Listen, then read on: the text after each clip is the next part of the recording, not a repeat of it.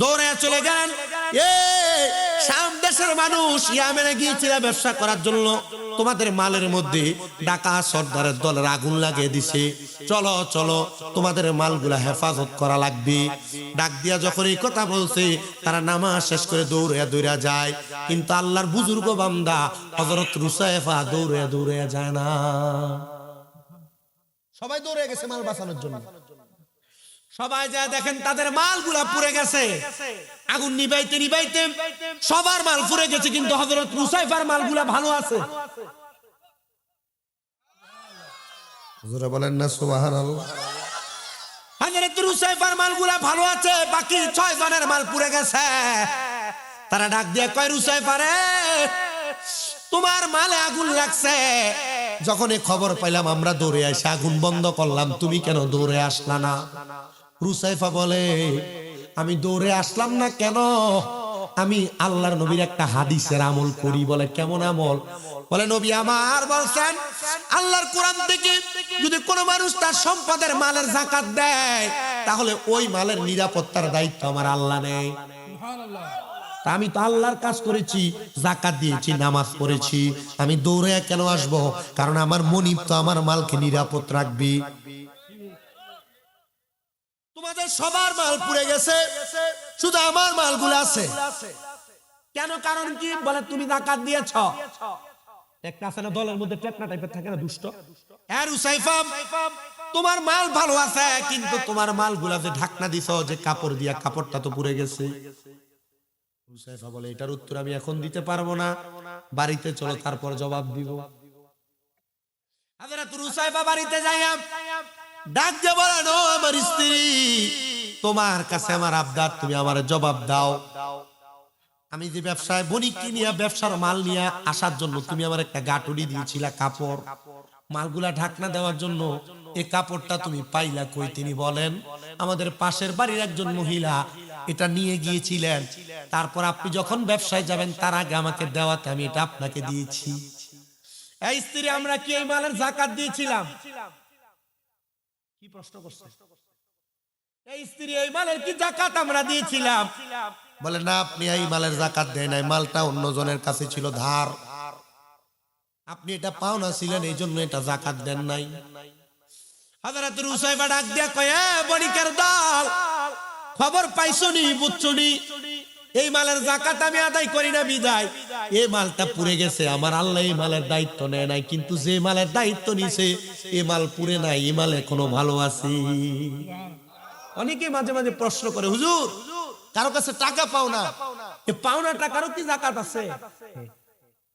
আছে। যদি এই টাকা পাওয়ার সম্ভাবনা থাকে, এই টাকারও যাকাত আছে। হুজুর গরুরও যাকাত আছে। হুজুর বাড়ি একটার বেশি, দুইটা থাকলে, তিনটা থাকলে যাকাত দিতে হবে। দোকান যেটা দিয়ে আপনি চলেন, একটার বেশি, দুইটা থাকলে যাকাত দিতে হবে। মাল আপনার 1 বছর চলার মতো যা আছে, এরপর বেশি থাকলে ওইটার যাকাত। শুধু শুধু সম্পদ বাড়ানোর মাল বাড়ান, বাড়াইলে কি হবে? না। আল্লাহ তাআলা আমাদেরকে বুঝার তৌফিক দান করুন।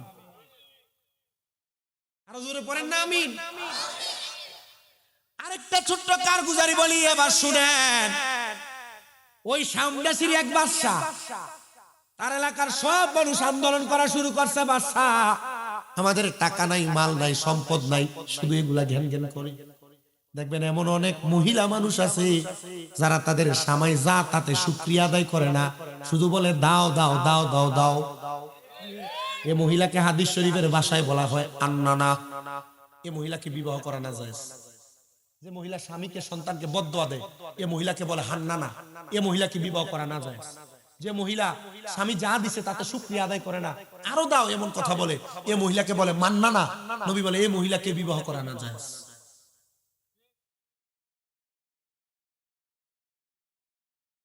যে মহিলা বেপরদা চলে, এই মহিলাকে বলে হাদ্দাকা। এই মহিলাকে বিবাহ করা না যায়। যে মহিলা স্বামীর মা বাবাকে নিজের মা বাবা মনে না কইরা অবহেলা করে, এই মহিলাকে বলে গাররাকা। এই মহিলাকে বিবাহ করা না যায়। যে মহিলা সন্তান প্রসব করার ক্ষমতা নাই, এই মোবাইল তো গেছে আমার।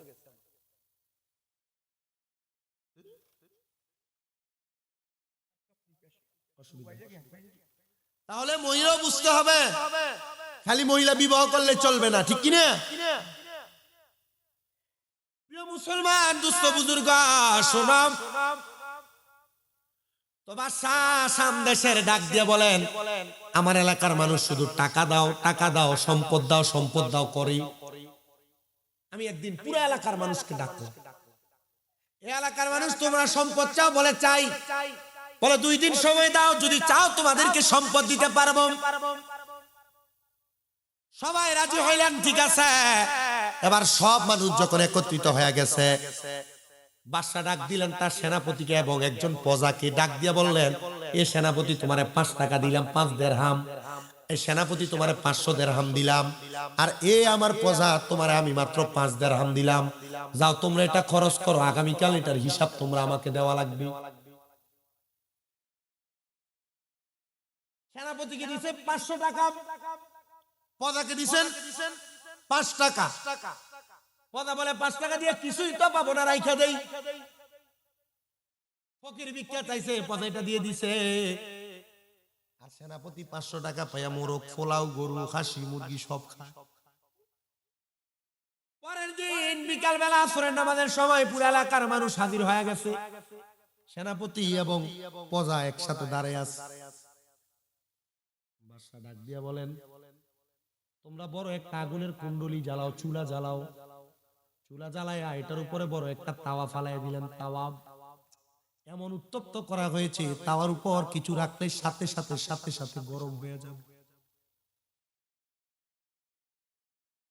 বাদশা ডাক দিয়া বলেন, সেনাপতি এই যে গরম তাওয়া দেখো, যত সম্পদ অর্জন করেছ, 500 দিরহাম যে গতকালকে দিয়েছি, এটার উপর দাঁড়ায় দাঁড়ায় কোন জায়গায় কিভাবে খরচ করছে হিসাব দেওয়া লাগবে।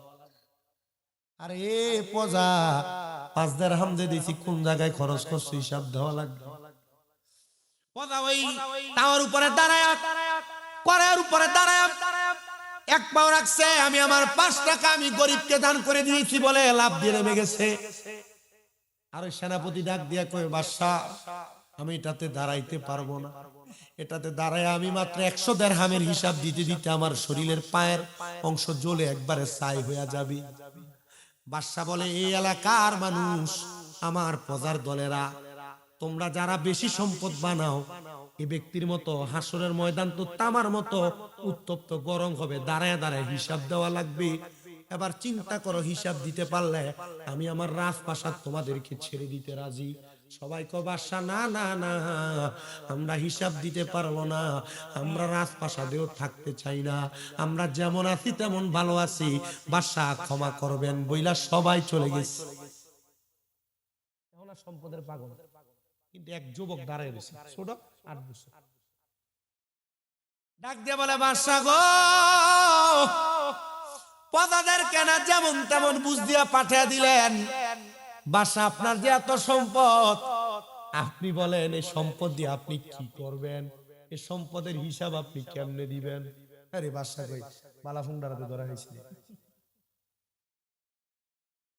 আপনি প্রজার এতক্ষণ বুঝাইলেন এত টাকার মালিক হলে হিসাব দেওয়া লাগবে, তা আপনার যে এত বড় রাজপ্রাসাদ, এত সম্পদ, আপনি কি করবেন? ছোট মানুষ, মারহাবা, আরো জোরে কর। বাদশা ডাক দিয়া কয়, এই বাচ্চা থেকে যদি বাঁচতে চাই, এই একটা সম্পদ আমার কাছে রাখা যাবে না। বাদশা ডাক দিয়া কয়, এ বাচ্চা, যাও যাও, এই সম্পদ আমি তোমার দান করে দিলাম, হাদিয়া দিয়ে দিলাম। বাচ্চা কয়, আপনি আপনার বলা আমার কান্ড তুলে দিতেছেন, আমার যদি আপনি এগুলা দিয়ে দেন তো আমি তো আল্লাহর কাছে জবাব দেওয়া লাগবে ময়দানে মাশরে, গরম তাওয়ার মধ্যে দাঁড়ায়া, আমি কেমনি হিসাব দিব?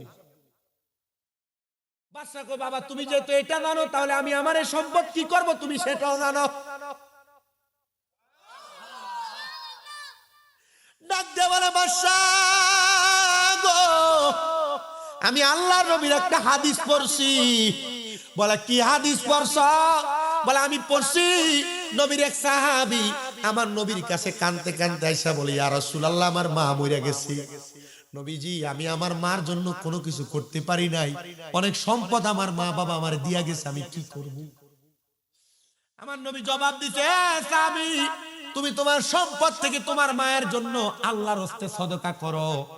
সাহাবী বলে, ইয়া রাসূলুল্লাহ আপনি সাক্ষী থাকেন, আমার একটা খেজুরের বাগান আছে মিকুয়াদা, এই বাগানটা আমি আমার মায়ের জন্য আল্লাহর হস্তে সদকা করে দিলাম। আমার নবী বলে, তুমিও সাক্ষী থাকো, এই বাগান থেকে যত মানুষ খেজুর খাবে আল্লাহ তোমার মার কবরের আযাব মাফ করে দিবে। পরের দিন সকালবেলা হযরত সাদ ইবনে উবাদা নবীর কাছে দৌড়ে আসছে, ইয়া রাসূলুল্লাহ আমি স্বপ্ন দেখেছি আমার মা জান্নাতের খানা খাইতেছে। নবী কয়, গতকালকে সন্ধ্যাবেলা তোমার খেজুরের বাগান থেকে ক্ষুধার্ত ছোট ছোট দুইটা পাখি পাকা খেজুর খেয়েছে বিদায় আল্লাহ তোমার মায়ের কবরে জান্নাতি খানা দিয়েছি।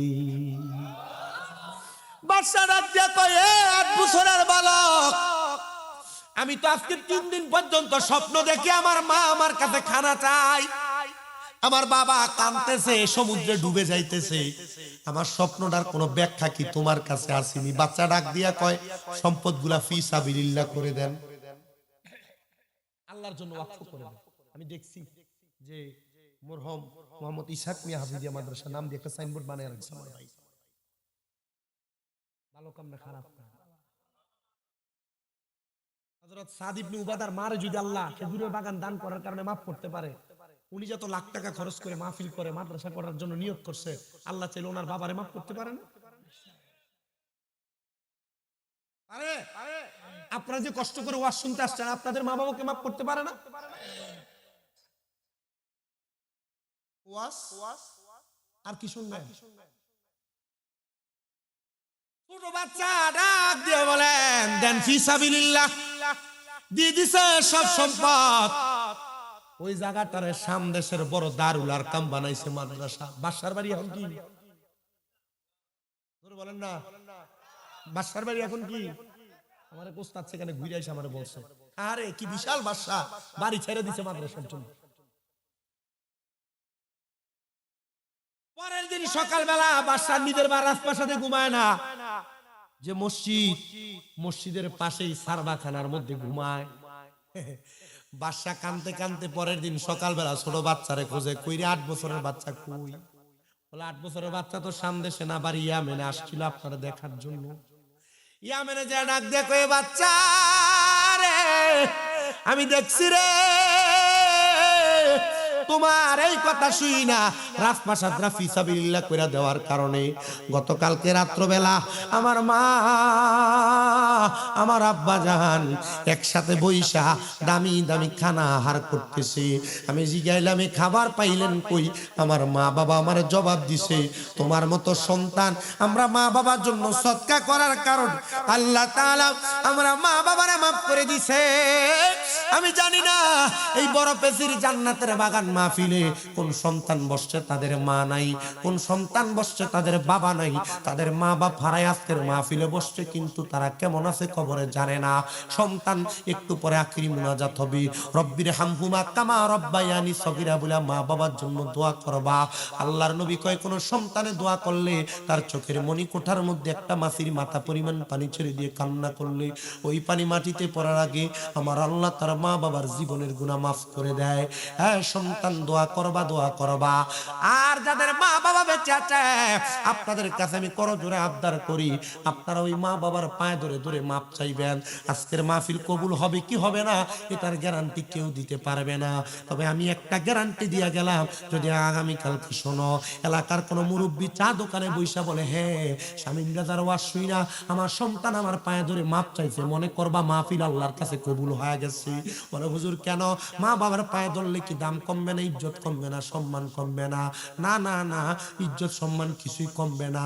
আল্লাহ নবী তো বলে মা বাবার পায়ে শুধু ধরা না, মাঝে মাঝে সুযোগ পাইলে মা বাবার পায়ের মধ্যে চুমা দিবা। আমি নিজে আমার মা বাবার পায়ে চুমা দেই বিদায় আল্লাহ আমার সম্মানিত বানাইছে। অনেক সন্তান চিন্তা করতেছে, হুজুর চুমা দিব দূরের কথা, দুই যে মা বাবার পা ধরে আমি সালামি তো করি না, আমি চুমা দিব কেমনি? এ সন্তান চুমা দাও কিনা জানি না রে সন্তান, এক আবদার আমি তোমার কাছে করি, বলি, মা বাপ যদি বাইচা থাকে মা বাবার পায়ে যে ধরবা। মা বাপ যতক্ষণ না বলছে তোমারে মাফ করে দিছি ততক্ষণ পর্যন্ত পাও চাইরো না, কারণ মা বাপ মাফ না করলে স্বয়ং আল্লাহ তোমারে মাফ করবে না। মা বাপ ক্ষমা না করলে আল্লাহ তোমারে ক্ষমা করবে না। আর যদি মা বাপ বাইসা থাকে আম্মা আব্বার কাছে মাফ চাইলে আমার আল্লাহ তোমারে মাফ করে দিবে। আশিক তো বলি, বাবাকে তোমরা কাবা জানিও মদিনা জানিও, মাকে যদি গো তারা বেঁচে থাকে। নবী বলেন আমি সেবি নাই, সেবিতে পারি নাই, সেবিও আমার উম্মত, সেবিও আমার উম্মত। বাবার মুখেতে মায়ের মুখেতে যে তুলে দেয় খানা, রাজি থাকে রাব্বানা। নবী বলে আমি করি নাই, করিতে পারি নাই, করিও আমার উম্মত, করিও আমার উম্মত। অনেক সন্তানেরা চিন্তা করে হুজুর যাদের বাড়িতে বাবা আছে তারা বাড়িতে যায় বাবার পায়ে ধরে মাপ চাইবো, আমার তো আব্বা নাই, আমি কার পায়ে ধরে মাপ চাইবো? সন্তান রে বড় কষ্ট করে তোমার আব্বা রোদে পুয়া মেঘে বিদা বগদের মধ্যে খাম কাজ করে তোমারে মানুষ করছে, আজকে ওই বাবা খবরই মাপ চাওয়ার কোনো সুযোগ নাই। অনেকে চিন্তা করে হুজুর যাদের বাড়িতে মা আছে তারা মার পায়ে ধরে মাপ চাইবো, আমার তো মা নাই, আমি কার পায়ে ধরে মাপ চাইবো? সন্তান চিন্তা করবা না, মা যদি কবরে থাকে আল্লাহ তাআলার দরবারে শুধু দোয়া করবা, আল্লাহ তাআলা তোমার দোয়ার বরকতে তোমার মারে মাফ করে দিবে, বাবারে মাফ করে দিবে। আল্লাহ যেন আজকের ওয়াজে যা শুনেছি তাতে আমল করার তৌফিক দেয়। আর যাদের মা বাবা কবরে আম্মা আব্বারে মাফ করে দেয়, মাহফিলের উসিলা এলাকার গুরবাসীরে মাফ করে দেয়, কবরস্থানবাসীরে মাফ করে দেয়, এলাকার মানুষ যারা বেঁচে আছে হায়াতে বরকত দেয়, প্রবাসীদের কামাই রুজিতে বরকত দেয়, যাদের কাজ কাম নাই কাজ কামের ব্যবস্থা করে। আল্লাহ তাআলা প্রত্যেকের দোয়া কবুল করেন, জোরে বলেন আমিন। প্রিয় মুসলমান ইমানদার শুনো, অন্তরের কান লাগে শোনো, আমাদের দুনিয়া থেকে হায়াতে জিন্দেগি যখন শেষ হয়ে যাবে আমাদের একটা জায়গার মধ্যে যে আমরা বিদায় নিয়ে কবরে যাইতে হবে, সে জায়গাটা কবর, কথা কন্যা ঠিক কিনা? হ্যাঁ মুসলমান, ওই কবরের মধ্যে যাওয়ার পর আমাদের কয়েকটা স্টেশন আছে। কবরের পরে হাসর, হাসরের পরে মিদান, মিদানের পরে ফুলসেরাত, ফুলসেরাতের নিচে হলো জাহান্নাম, ওই ফুলসেরাতের পরে হলো আল্লাহ তাআলার জান্নাত। কিন্তু ওই কবরের পরে হাসর, মিদান, ফুলসেরাত আমরা যাব অনেক পরে, কিন্তু আমরা কি জানি ওই কবর হাসর মিজানের আগে আমরা যারা মুসলমান দাবি করি, যারা নামাজি আর বেনামাজি, তাদের জন্য একটা জায়গা আছে, একটা মাকাম আছে, যে মাকামের নাম হলো সাকরাতুল মাউতের বিছানা। কোনটা? সাকরাতুল মাউতের বিছানা। একবার যদি আপনারে প্রশ্ন করা হয় আপনি কি জবাব দিবেন আমি জানি না। আল্লাহ আর নবী জানায়া দেয় উম্মত, যখন একটা বান্দা মৃত্যু সজ্জার মধ্যে পড়ে যায় তার রূহ কবজ করার মতো সময় চলে আসে, আল্লাহ তাআলা লামকানের মধ্যে একটা গাছ লাগাইছেন, বৃক্ষ লাগাইছেন, যে গাছটার নাম হলো সাদরাতুল ইয়াকিন, তওবা গাছ। ওই তওবা গাছের মধ্যে এতগুলা পাতা, দুনিয়ার মধ্যে যতগুলা বান্দা ওই গাছের মধ্যে যতগুলা পাতা আছে ওই পাতার মধ্যে আপনার নাম আমার নাম লেখা আছে, সমস্ত পৃথিবীর বান্দাদের নাম লেখা আছে। গাছের পাতা যখন জোরে পড়ে যায় তখন আমার আল্লাহ তাআলা ওই বান্দাটার সামনে মালাকুল মাউত আজরাইলকে পাঠায়া দেয়। যখন আজরাইলকে পাঠায়া দেয়, ওই আজরাইল আলাইহিস সালাতু ওয়াস সালাম বান্দার সামনে আসার আগে আমার আল্লাহ তাআলা দুইজন ফেরেশতা পাঠায়া দেয়। যেই দুইজন ফেরেশতার চোখের রং গুলা হয় নীল রঙের, ওই নীল রঙের চোখওয়ালা ফেরেশতা গুলা বান্দাটার সামনে যখন চলে আসে, বান্দা ওই নীল চোখগুলা দেখার কারণে ভয়ে বিছানার মধ্যে প্রস্রাব করে দেয়, ভয়ে বিছানার মধ্যে পায়খানা করে দেয়। দেখবেন আপনার এলাকার বহু মানুষ যখন মারা যায়, মারা যাওয়ার সময় বিছানাতে প্রস্রাব পায়খানা করে দেয়। বহু মানুষ মারা যাওয়ার সময় জিহ্বায় কামড় দিয়ে মারা যায়। বহু মানুষ মারা যাওয়ার সময় চোখ উল্টে যায়। বহু মানুষ মারা যাওয়ার সময় নাকি মুখি দিয়ে রক্ত ছেড়ে দেয়। ইয়া রাসূলুল্লাহ, ইয়া হাবিবাল্লাহ, নবীজি আপনি বলেন না মানুষ কেন এমন ভাবে মারা যায়? নবী আমার জানিয়ে দেয় এমন ভাবে মারা যাওয়ার কয়েকটা কারণ। এর মধ্যে এক নাম্বার কারণ হলো যখন ফেরেশতাদের ভয়ঙ্কর রূপ দেখে বান্দা ভয়ে বিছানাতে প্রস্রাব পায়খানা করে দেয়। হায়রে মরণ, এত কষ্ট দেওয়া হবে, এত কষ্ট। এবার দুইজন ফেরেশতা ওই বান্দার ঘাড়গুলোর উপরে কানের নিচে দিয়ে এসে বসবে। যখন বান্দার ঘাড়ের কাছে বসবে গো, এবার মালাকুল মাউত আজরাইল চলে আসবে। আজরাইল আসার সাথে সাথে বান্দাটা আজরাইলকে বলার চেষ্টা করবে, আজরাইল আমার রূহ তুমি এখন এভাবে কবজ কইরো না। বলে কেন কেন কবজ করব না? বলে আমি এখনো পর্যন্ত মরণের প্রস্তুতি গ্রহণ করি নাই। আজকে যে মাহফিল হবে 7-8 মাস আগ থেকে হাফেজ সাহেব এরপরে ক্যালর মিয়া সহ কুমিল্লা যে আমারে কষ্ট করে দাওয়াত দিয়ে আসছেন, প্যান্ডেলওয়ালাকে বলা রাখছে, মাইকওয়ালাকে বলা রাখছে, এলাকার মানুষকে মাইকিং করে জানানো লাগছে। তার মানে মাহফিলের জন্য একটা প্রস্তুতি নেওয়া লাগছে। আমি যে মারা যাব তার মানে বোঝা যায় আমার মরণের জন্য একটা প্রস্তুতির দরকার আছে। এই প্রস্তুতিটা কি জানো? ওই প্রস্তুতিটা হইল ইন্নাল্লাযীনা আমানু ওয়া আমিলুস সলিহাতি উলাইকা হুম খায়রুল বারিয়া।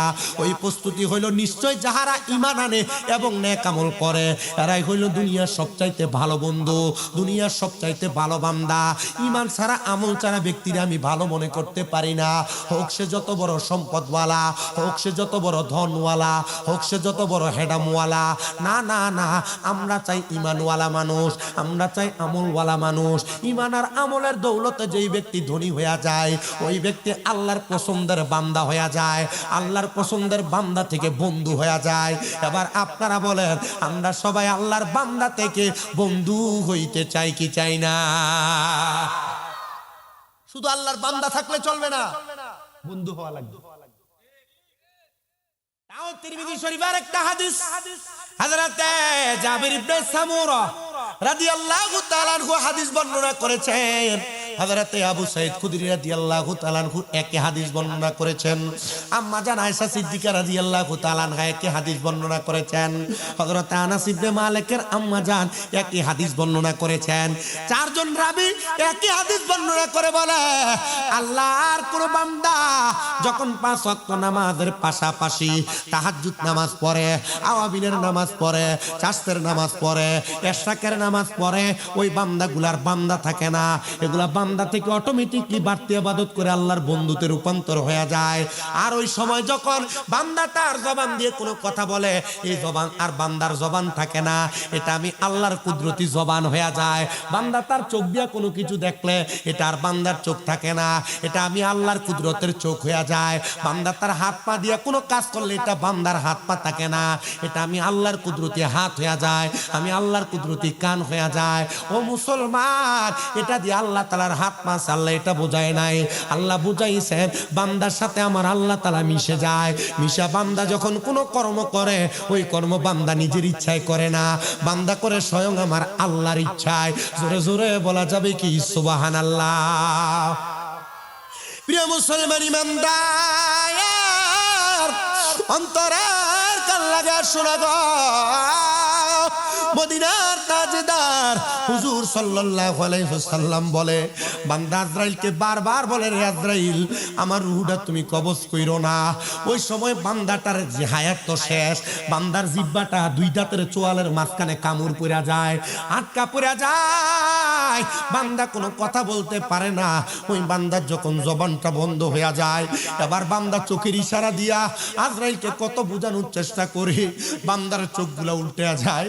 আজরাইলের ভয়ঙ্কর চেহারাটা দেখা বান্দাটার চোখগুলা যখন উল্টে যায়, এবার আজরাইল এসে আজরাইলের হাতের থাবাটা ওই বান্দার বুকের ভিতরে এমন ভাবে থাবা দিবে, ওই বান্দা বড় কষ্ট কষ্ট মনে হবে। বলে কেন কষ্ট মনে হবে জানো? যখন আমার আল্লাহ দুনিয়াতে মানুষ বানায় নাই, আদম বানায় নাই, আমার আল্লাহ তাআলা তিনজন ফেরেশতা দুনিয়াতে পাঠাইছে। একজন হলো হযরতে জিবরাইল, একজন হলো হযরতে মিকাইল, একজন হলো হযরতে ইসরাফিল। তিনজন ফেরেশতা দুনিয়াতে এসে মাটি নেওয়ার চেষ্টা করছে মানুষ বানানোর জন্য। প্রথম ফেরেশতা, দ্বিতীয় ফেরেশতা, তৃতীয় ফেরেশতা, সব ফেরেশতার কাছে মাটি ডাক দিয়া বলছে, না রে ফেরেশতার দল, আমরা রে নিও না। মাটি দিয়ে আল্লাহ আদম বানাইব, আদম মারামারি করবে, পিটাপিটি করবে, দিমা রক্ত ঝরাইবে। এগুলা দিয়া মাটি দিয়ে আদম বানাইলে মাটি আমাদেরকে দিয়া খারাপ কাজ করবে। ও ফেরেশতা, আল্লাহর দোহাই লাগে চলে যাও। তিনজন ফেরেশতা চলে গেছে, শুধু একজন ফেরেশতা হযরত আজরাইল আল্লাহর হুকুম পায়া দুনিয়াতে আসছে। একবারে জীর্ণ শীর্ণ দুর্বল ফেরেশতা আয়েশা যখন একটা খাবলা মারছে মাটির মধ্যে, একটা খাবলের সাথে 40 মণ মাটি উঠছে। ফেরেশতা আজরাইল রে, মাটি কত আরজ করেছে, আমাদেরকে নিও না, নিও না। ফেরেশতা আজরাইল শুধু বলেছে খামোশ, আল্লাহ তাআলার হুকুম, আল্লাহ তোমারও বানাইছে আমারও বানাইছে, আমাকে বলছে তোমাকে নেওয়ার জন্য, আমি আল্লাহর হুকুম অমান্য করতে পারবো না। একটা খাবলা দিয়া 40 মণ মাটি যখন আল্লাহ তাআলার কাছে নিছে, আমার আল্লাহ বলে, রে আজরাইল, তোমার নাম তো শুধু আজরাইল, তুমি কেমনে পারলা? আগের তিনজন ফেরেশতা তো পারে নাই, আল্লাহ আপনার দেওয়া ক্ষমতায় পারছে। যাও যাও যাও আজরাইল, এখন থেকে আমি তোমার উপাধি দিলাম মালাকুল মাউত। বলে মালাকুল মাউত মানে কি? বলে হলো মৃত্যুর ফেরেশতা। এখন থেকে কিয়ামত হওয়ার আগ পর্যন্ত যত বান্দা দুনিয়াতে থাকবে, প্রত্যেকটা বান্দার আদম সন্তানের রূহ তুমি কবজ করবা। এখন থেকে তুমি আজরাইল না, শুধু তোমার নাম হলো মালাকুল মাউত আজরাইল, মৃত্যুর ফেরেশতা আজরাইল। জোরে বলেন আল্লাহু আকবার। এবার আপনারা আমার একটা কথার জবাব দেন, এই পানির বোতলটা কত লিটার? হাফ লিটার, আধা লিটার? বলেন না কত লিটার? এটার ভিতরে যদি আমি চেষ্টা করি, এটার ভিতরে কি 40 লিটার পানি রাখা যাবে? আসতে বল, রাখা যাবে?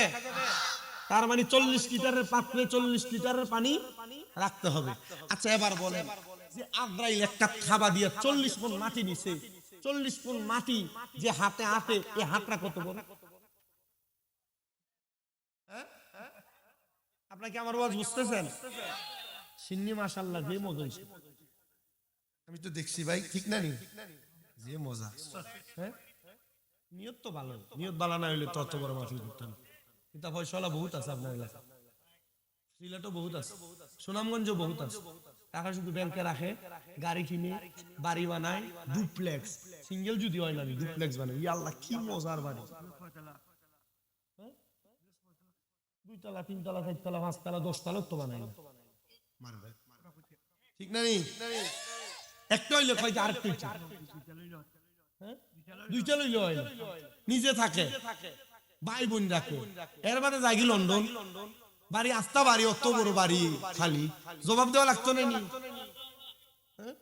আস্তা যে বড় বাড়ি থাকে গে হামল লোক একজন, শুধু এক রুমে তার বউ বাচ্চা ফুরুত্তাল লইয়া থাকে। নানি মাতয়নি শিখছি তোরা। আচ্ছা তাহলে যে হাতের মধ্যে 40 মণ মাটি আটে, হাতটা কত বড়? আচ্ছা এই হাতটা যদি আপনার আমার বুকের উপরে আর মুখের উপরে রাখে, সেপ্ট হয়ে যাওয়ার কথা না? আপনি চিন্তা করতেছেন না কি হবে আপনার অবস্থা মরার সময়? মাত্র একটা অবস্থা বলছি, আর 3টা অবস্থা বাকি। দেখেন কি হয় অবস্থা। আজরাইল আলাইহিস সালাতু ওয়াস সালাম এবার বান্দার বুকের উপরে হাত রাখবে, বান্দার ঘাড়ের শাহরগগুলা ঠাস ঠাস করে ছিঁড়ে যাবে, বান্দার হাতের রগগুলা ছিঁড়ে যাবে, বান্দার পায়ের রগগুলা ছিঁড়ে যাবে। বান্দার রক্ত তখন চলাচল করতে পারবে না। ওই সময় বান্দার নাক আর মুখের ছিদ্র দিয়া বান্দার রক্তগুলা থরথর করে বের হবে। কেন মানুষ মারা যাওয়ার সময় রক্ত বের হয় নাকে মুখে দিয়া? এ প্রিয় মুসলমান, এ আমার বড় পিছির যুব সমাজ, মুরব্বী সমাজ, এ পর্দার অন্তরালের মা, যদি মাইকের আওয়াজ তোমার কানে যায়, অন্তরের কানটা লাগে, শোনো গো মাও। এবার আজরাইল বান্দার দেহ থেকে রূহটা আলাদা করবে কেমনে? হযরতে পয়গম্বর ইদ্রিস আলাইহিস সালাতু ওয়াস সালাম ওনার বর্ণনাটা পড়তে যে আল বিদায়া ও নিহায়া 14 খণ্ডের একটা কিতাব ইসলামিক ফাউন্ডেশন কর্তৃক ছাপানো। হযরত ইদ্রিস আলাইহিস সালাতু ওয়াস সালাম বলেন, একটা জীবিত ছাগলকে, বকরিকে, ভেড়িকে লটকায় দিয়া জবে করা সারা চামড়াটা টাইনা টাইনা ছিঁড়া ফেললে ওই বকরির যত কষ্ট হবে, একটা বান্দার দেহ থেকে রূহটা আলাদা করলে ওই বান্দার তত কষ্ট হবে, ওই বান্দার তত কষ্ট হবে। শুধু কষ্ট হবে না, বান্দার দেহটা যখন পড়ে থাকবে, রূহটা নিয়ে যাবে, বান্দার দেহের কোনো কাজ নাই। মানুষ তার জন্য বাঁশ কাটবে, মানুষ তার জন্য কবর করবে, মানুষ তার জন্য জানাজার আয়োজন করবে। দেহ তোমার চর্মচর গলে পচে যাবে, শিরায় উপশিরা গুলো ছিন্ন ভিন্ন হবে। আরে মুন্ডু মেরুদণ্ড সবই হবে খণ্ড খণ্ড, সকলই হবে তোমার পর। রে মন আমার কেন বান্ধো দালান ঘর, রে মন আমার কেন বান্ধো দালান ঘর। একদিন মাটির ভিতরে হবে ঘর, রে মন আমার কেন বান্ধো দালান ঘর। প্রাণ পাখি উড়ে যাবে পিঞ্জর ছেড়ে, ধরাধম সবই রবে তুমি যাবে চলে। বন্ধু বান্ধব যত, মাতা পিতা তারা সুত, বন্ধু বান্ধব মাতা পিতা তারা সুত, সকলই হবে তোমার পর। রে মন আমার কেন বান্ধ দালান ঘর, একদিন মাটির ভিতরে হবে ঘর। রে মন আমার কেন বান্ধ দালান ঘর। একটা জবানও বন্ধ রাখবেন না। আপনারা বলেন মাটি নিচে যেই ঘরটা হবে ওই ঘরটার নাম কি, বিল্ডিং না কবর? প্রিয় বড় পেশির মানুষ, সুনামগঞ্জের জগন্নাথপুরের মানুষ, একটু অন্তরে কানটা লাগে শোনো।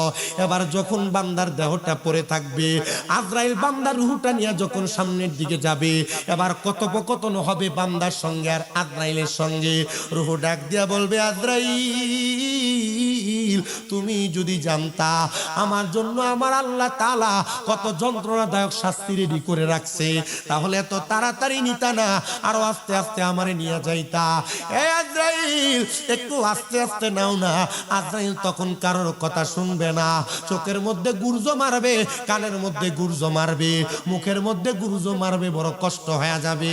আজরাইল যখন একটা বান্দার রূহটা নিয়ে যাবে, আজরাইল আলাইহিস সালাতু ওয়াস সালাম এমন একটা কাপড় লইয়া আজরাইলের নাকের মধ্যে ভাবে নাক বন্ধ করে দিবে। এ আজরাইল কেন নাক বন্ধ করলা? আজরাইল কোনো জবাব দিবে না।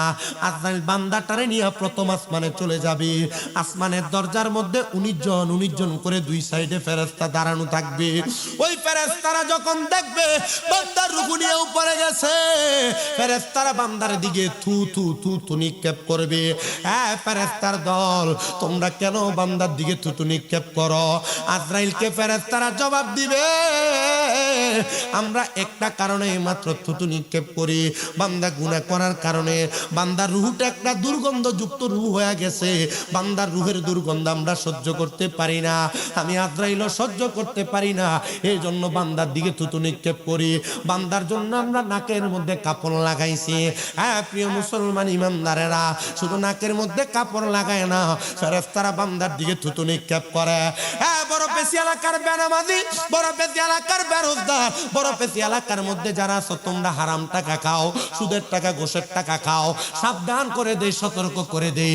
যদি মরার পরে এমন কঠিন আযাব তুমি সহ্য করতে পারো, তুমি গুনাহর কাম করো, আমার কোনো অসুবিধা নাই।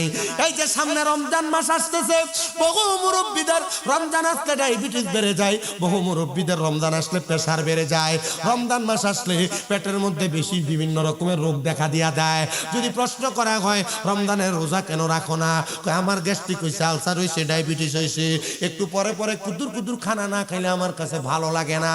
না না মুসলমান, না না না, রমজান মাস পবিত্রতার মাস। এই মাস আল্লাহ তাআলা আমাদের প্রতি ফরজ করে দিয়েছে, যেমন ভাবে আমাদের পূর্ববর্তীদের দিকে ফরজ করে দেওয়া হয়েছিল। ও মুসলমান, রমজান মাসকে অবহেলা করবা না, রমজান মাসকে কাজে লাগাইবা। রমজান মাসে চাইলে আল্লাহ তাআলার ইবাদত কইরা 70 গুণ থেকে 700 গুণ পর্যন্ত সওয়াব অর্জন করতে পারবা। এ রমজান মাসের একটা তারাবিও মিস করবা না। আর আমাদের সমাজের মানুষ তারাবির নামাজ যখন শুরু হয়ে যায়, প্রথম দিন মসজিদ একবারে পুরে যায়, দ্বিতীয় দিন আরো পুরে যায়, 10 দিন পরে মসজিদ অর্ধেক হয়ে যায়, 7 দিন পরে মসজিদের 15 জন 20 জন নিয়ে মুয়াজ্জিনরা তারাবি পড়ে, হাফেজ সাহেবরা তারাবি পড়ে। না না না, আমার আল্লাহ তাআলা রমজান মাসের 30টা তারাবির নামাজে 30টা ফজিলত দিয়েছে। তোমরা যারা রিজিক চাও, সারা বছর ভালো কামাই চাও, ভালো খাবার চাও, ভালো টাকা পয়সা চাও, ভালো বাড়ি গাড়ি সম্পদ চাও, রমজান মাসের এক একটা তারাবিও মিস করবা না। তারাবির নামাজগুলা মনোযোগ দিয়া পড়বা, তারাবির নামাজের বরকতগুলা নিবা। শুধু তারাবির নামাজ পড়বা না, রমজান মাসে সাহারির আগে যখন সময় বেশি থাকবে, সাহারি করার পর সময় যখন বেশি থাকবে, তাহাজ্জুদ নামাজের মধ্যে দাঁড়ায়া যাইবা, দেখবা আমার আল্লাহ তাআলা অসংখ্য বরকত দান করে। রোজাদারেরা ইফতার একা একা করবা না, নিজে ইফতার করবা, পার্শ্ববর্তী গরিবদের জন্য ইফতারের ব্যবস্থা করবা। আল্লাহর নবী বলেন, দুনিয়ার জমিনে কোন মুসলমান যদি কোন মুসলমানের জন্য সাহারি এবং ইফতারের আয়োজন করে, আল্লাহ পাগল মন একবার আর ভাবলি না রে তোর হইব রে মরণ। মারহাবা আল্লাহ আল্লাহ আল্লাহ আল্লাহ, পাগল মন একবার আর ভাবলি না রে তোর হইব রে মরণ। মারহাবা আল্লাহ আল্লাহ আল্লাহ। মন রে বন্ধু বান্ধব আছে যত, জানা যায় যাবে শত শত, বাজার ঘরে কেউ তো যাবে না। মন রে মারহাবা, ওই কওয়াড়ে সঙ্গের সাথী নবী নুরি দওয়াল, পাগল মন একবার আর ভাবলি না রে তোর হইব রে মরণ। মারহাবা আল্লাহ আল্লাহ। মন রে বন্ধু বান্ধব আছে যত, জানা যায় যাবে শত শত, আদার ঘরে কেউ তো যাবে না। মন রে মারহাবা আল্লাহ আল্লাহ। ওই কবরে সঙ্গের সাথী নবী নুরি দওয়াল, পাগল মন একবার আর ভাবলি না রে তোর হইব রে পবন। মারহাবা আল্লাহ আল্লাহ। পাগল মন একবার আর ভাবলি না কে তোর হইব রে পবন। মারহাবা আল্লাহ আল্লাহ। মুর্শিদ মুর্শিদ কইরাই আমার ঘুম আসে না নয়নে, আমারে বুঝিবা গো মুর্শিদ কেমনে।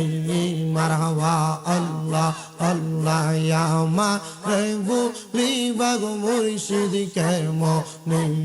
মারহাবা আল্লাহ আল্লাহ। তোমায় আমি ভালোবাসি পাগলের মতো, মনে চাইলে তোমার দিকে ছুটে আমার মন। মারহাবা আল্লাহ আল্লাহ। লোক সমাজে কলঙ্কি আমি গলাই কলঙ্কের মালা, আমারে বুঝিবা গো মুর্শিদ কেমনে। মাশাআল্লাহ আল্লাহ আল্লাহ। তোমার প্রেমে জ্বলতে জ্বলতে অন্তর হইছে সাঙাই তোমার প্রেমে কাদিয়া কাদিয়া রজনী কাটাই মারহাবা আল্লাহ আল্লাহ দূরে যদি যাইবা মুর্শিদ প্রেম শিখাইলা কেন রে দূরে যদি যাইবার মুর্শিদ প্রেম শিখাইলা কেন রে আমারে বলিবা গো মুর্শিদ কেমনে মারহাবা আল্লাহ আল্লাহ আল্লাহ প্রাণের মুর্শিদ হায়রে মুর্শিদ কোনবা লুকাইছা মারহাবা হায়রে বনপুরা গরি ইনির মতো গো আমার আইতে বারে জালা দয়াল মুর্শিদ মারহাবা আল্লাহ আল্লাহ আল্লাহ আল্লাহ লা ইলাহা ইল্লাল্লাহু মুহাম্মাদুর রাসূলুল্লাহ সাল্লাল্লাহু আলাইহি ওয়াসাল্লাম আল্লাহুম্মা আমিন আল্লাহুম্মা আমিন আলহামদুলিল্লাহি রাব্বিল আলামিন আসসালাতু ওয়াসসালামু আলা রাসূলিহিল কারীম ربنا ظلمنا أنفسنا وإن لم تغفر لنا وترحمنا لنكونن من الخاسرين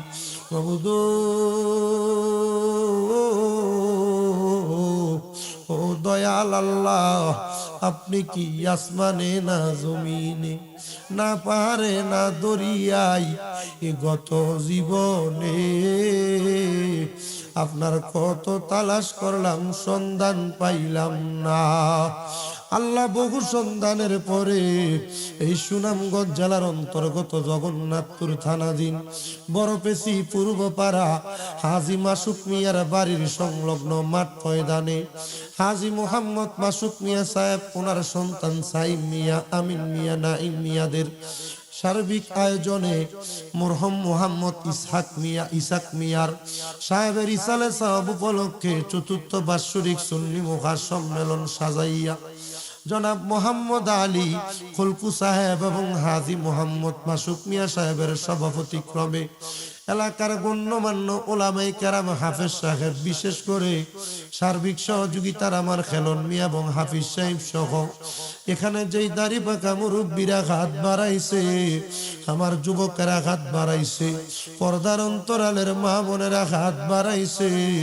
আল্লাহ যার হাত তোমার দরবারে মায়া লাগে পছন্দ হয় ওই হাতের উসিলায় আমরা প্রত্যেকের জীবনের গুনাহ তুমি আল্লাহ ক্ষমা কইরা দাও মাবুদ তুমি যদি আমরারে মাফ কইরা দাও আল্লাহ কারোর কাছে কোনো জবাবদিহিতা করা লাগবে না যদি রহমত দিয়া ভরপুর কইরা দাও আল্লাহ তোমার রহমতের কোনো কমতি হবে না তোমার রহমানুর রহিম নামের খাতিরে আমরা প্রত্যেকের জীবনের গুনাহ মাফ কইরা আমরারে বেগুনাহ মাসুম বান্দা বানায়া দাও আল্লাহ